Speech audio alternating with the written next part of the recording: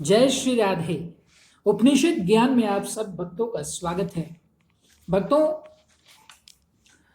जगत स्थितिलो योध भूति हेतवे निखिलात्मने सच्चिदानंद रूपाय परमस्मै ब्रह्मणे नमः। संसार की उत्पत्ति, स्थिति और लय के कारण तथा सबके आत्मा सच्चिदानंद स्वरूप पर ब्रह्म को नमस्कार है। इस जगत में सभी सुख चाहते हैं, है कि नहीं बच्चों? दुख के त्याग की इच्छा करते हैं। उसमें भी निरतिशय सुख में सबका अधिक प्रेम होता है।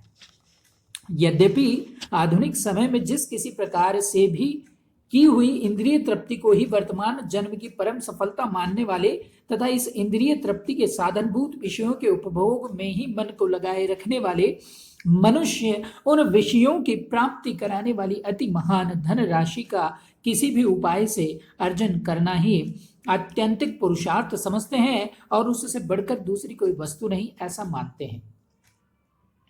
माय डियर, धनी तथा अधिकारी पुरुष ही समाज में गिना जाता है, वही सब जगह अगुवा हो जाता है। उसकी कही हुई सभी बातें समीचीन ही मानी जाती हैं, उसका सारा मत ही सर्वोत्तम मत है, ऐसा लोग मानते हैं।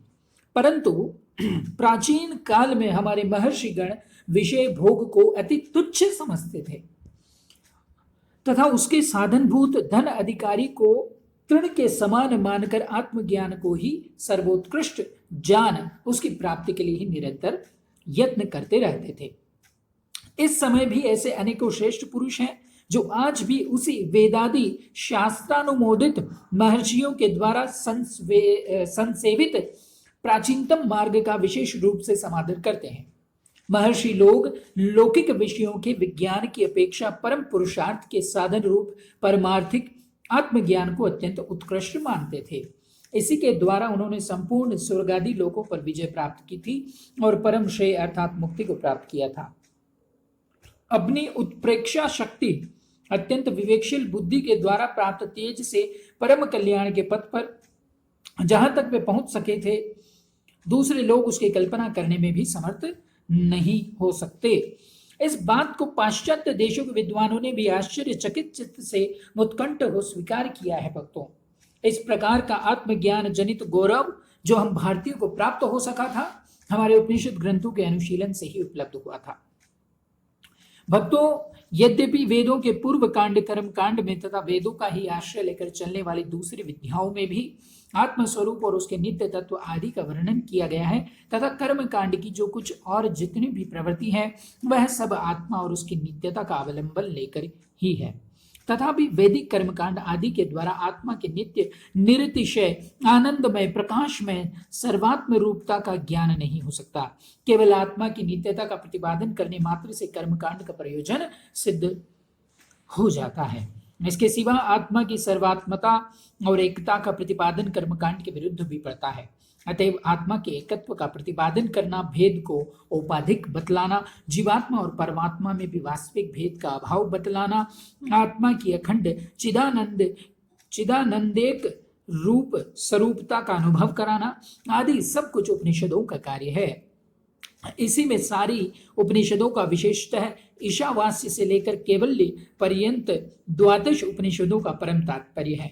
भक्तों, आचार्य शंकर भगवत पाद ने भी अपने भाष्य में इसी अभिप्राय को विव्यक्त किया है। ब्रह्मदारण्यक उपनिषद में आता है, सेन्द्रवद्यनन वदंतरम ब्रह्ममेकरसं ब्रह्मेति विज्ञानम सर्वस्यामुपनिषद प्रतिपिपाद दिशयो अर्थ तथा सर्वशाखो न पश्यस्तु स च ब्रह्मेकत्व विज्ञानम निश्चितो अर्थ।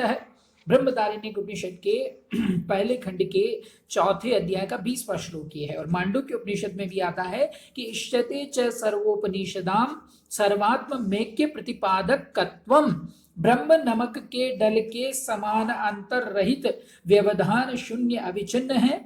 वह बाह्य भेद से रहित है, अर्थात बाहर से कुछ और भीतर से कुछ और ऐसा नहीं है तथा सर्वदा एक रस है। संपूर्ण उपनिषद में इसी विज्ञान का प्रतिपादन करना अभिष्ट है। इसी प्रकार संपूर्ण शाखाओं की उपनिषद में भी ब्रह्म की एकता का विज्ञान ही सिद्धांतभूत अर्थ है। सारी उपनिषद सबके आत्मा की एकता ही प्रतिपादन करने वाली है, यही मानना अभिष्ट है।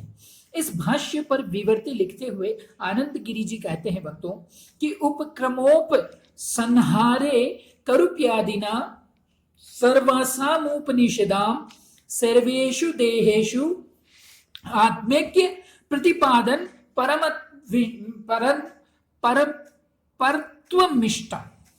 हाँ जी भक्तों, आत्मैक्य प्रतिपादन परत्वमिष्टम।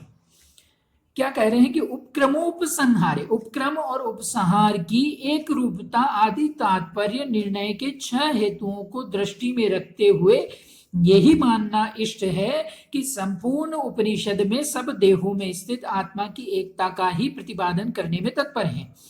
इस विषय में अर्थात जीवात्मा और परमात्मा की एकता तथा सब जीवों की परस्पर एकता के प्रतिपादन में और आत्मा अखंडानंद रूप चिन्मय एवं एक रस है, इस तथ्य के वर्णन में इन सभी उपनिषदों का कंठ स्वर एक है। इस विषय को लेकर उनमें तनिक भी मतभेद नहीं है।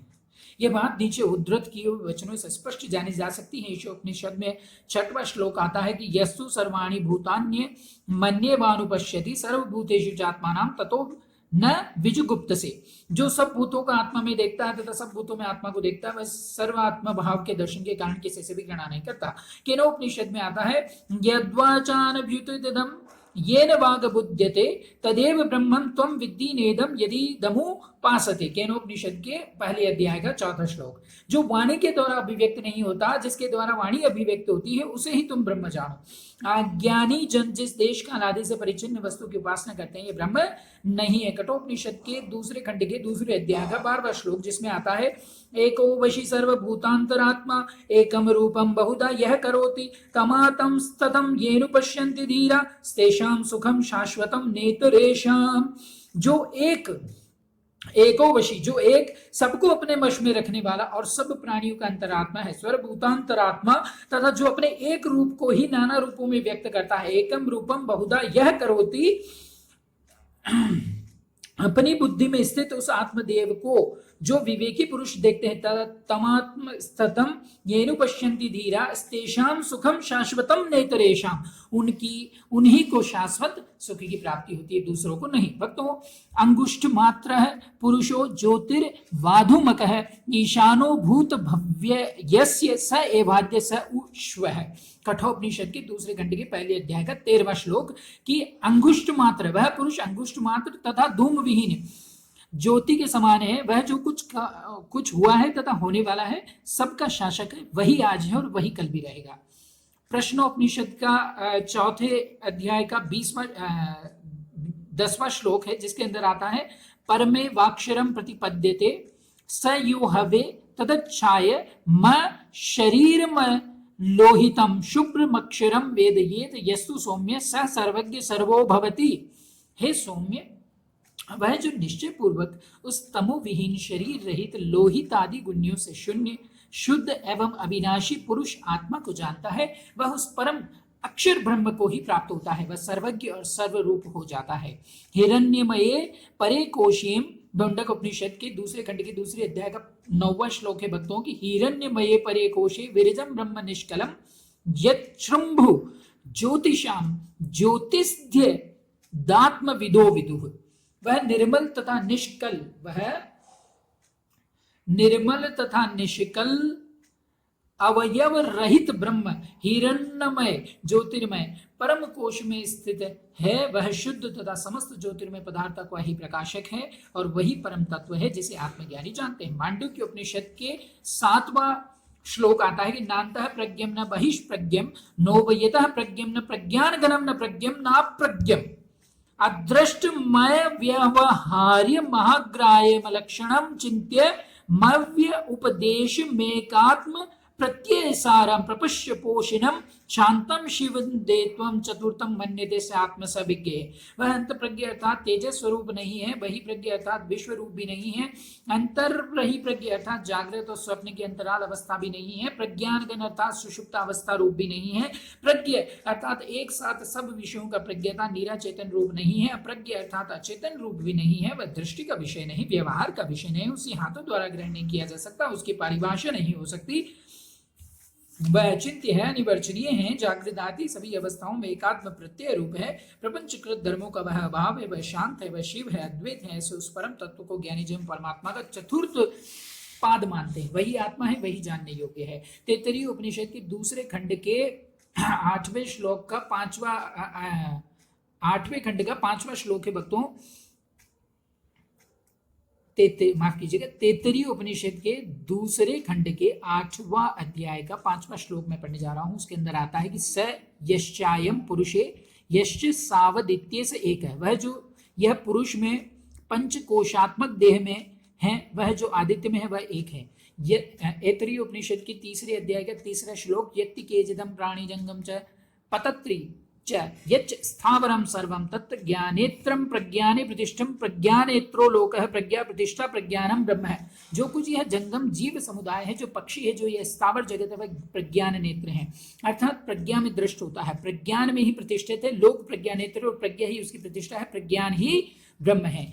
छांदोग्य उपनिषद के 6ठे अध्याय के 6ठे खंड के 8वें अध्याय का 7वां श्लोक है कि एत दाम्यतिदम सर्वम तत्स्य सत्य आत्मा तत्वमसि श्वेत केतु। हे श्वेत केतु, एतद्रूप ही यह सब कुछ है, यह सत्य है, आत्मा है, वह तुम हो। ब्रह्मदारण्यक उपनिषद के 4थे खंड के 4थे अध्याय का 17वां श्लोक है, यस्मिन् पंच जना आकाश्य प्रतिष्ठित है तमेव मन्य आत्मानाम विद्वान ब्रह्मतो अमृतम।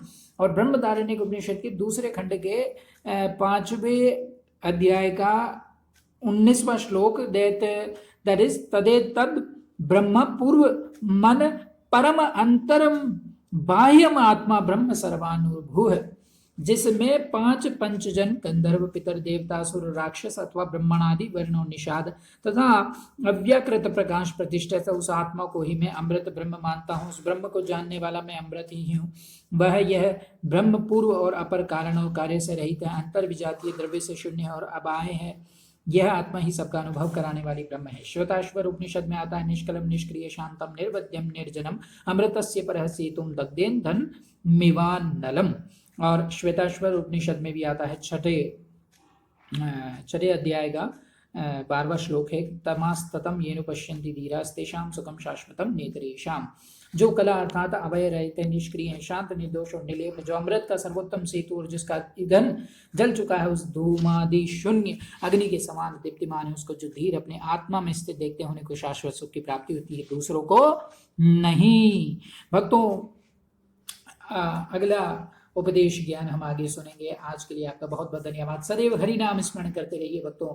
कली संतरण उपनिषद में लिखे हुए हमारे कलियुग की महान औषधि हरे कृष्णा कृष्ण कृष्ण हरे हरे, हरे राम राम राम हरे हरे का सदैव नाम जप करते रहिए। बहुत बहुत धन्यवाद। जय श्री राधे श्याम सीताराम।